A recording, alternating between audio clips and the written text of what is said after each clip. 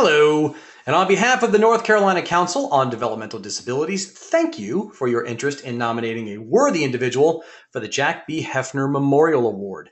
Now, the Jack B. Hefner Memorial Award honors an outstanding North Carolina advocate whose actions have improved the quality of life for people with intellectual and other developmental disabilities. Now, this award will be presented at NCCDD's quarterly meeting on November 7th of this year in Cary. A side note, these applications must be submitted before or on Wednesday, August 1st. All right, so let's go ahead and get started. Go to the home page, which is nccdd.org.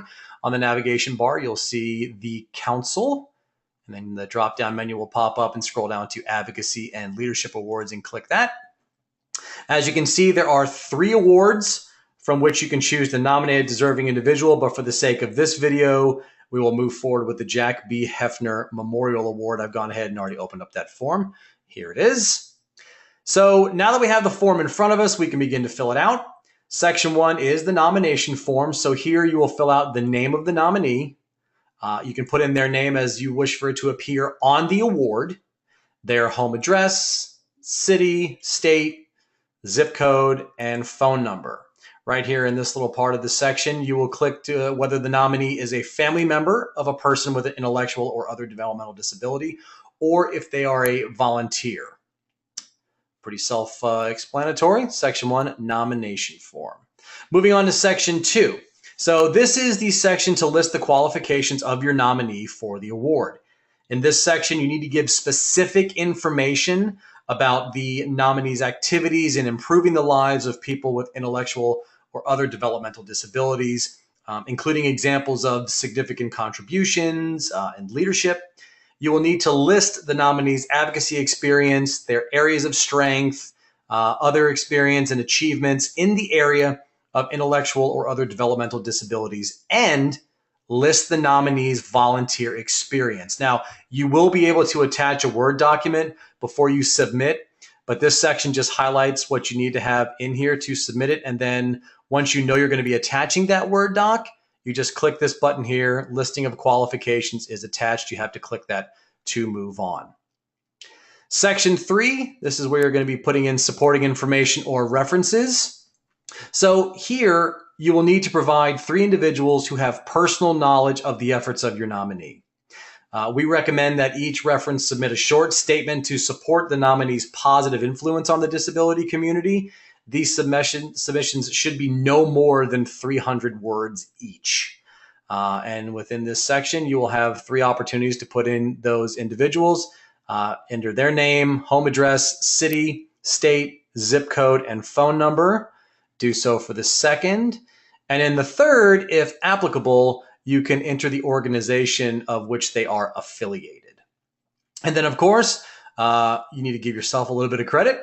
This is where you will submit your information, nomination submitted by. So you put in your full name, your title or your relationship to the nominee, your home address, city, state, zip code, number, phone number, and very important, your email. So that way we can go ahead and get in touch with you. It's also required.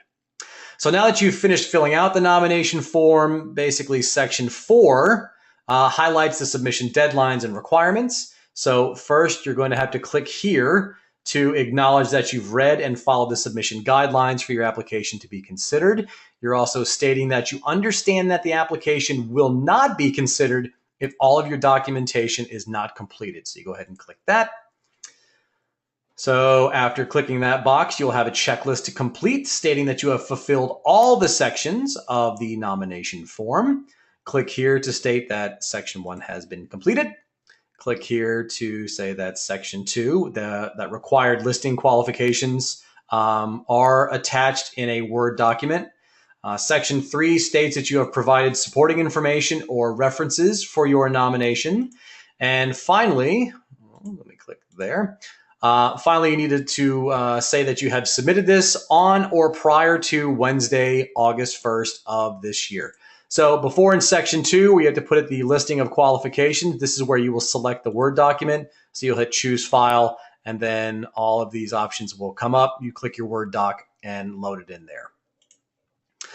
And then here our friendly CAPTCHA. You have to click to say that I am not a robot. This just allows the submission to not be potentially labeled as spam or harmful.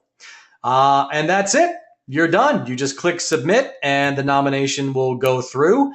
Now, there are other options to submit if you choose not to do this online. You may email the application form to Travis Williams, Program Manager at NCCDD. His email is travis.williams@dhhs.nc.gov. And you're also going to have to email it to info@nccdd.org. If you'd like, you can also fax that completed application to number 919-850-2915. Just make sure that you have included a cover sheet indicating the full name and total number of your pages of your application. If you want to go ahead and use the Postal Service, you can mail that application. Just print this off and mail it to the North Carolina Council on Developmental Disabilities. Attention, NCCDD Advocacy and Leadership Awards, 3125 Poplar Wood Court, Suite 200, and that's in Raleigh, 27604. And there are your options, and that's how you do it. Thank you so much for taking the time to fill out the Jack B. Hefner Memorial Award nomination for NCCDD's Advocacy and Leadership Awards, and best of luck to your nominee.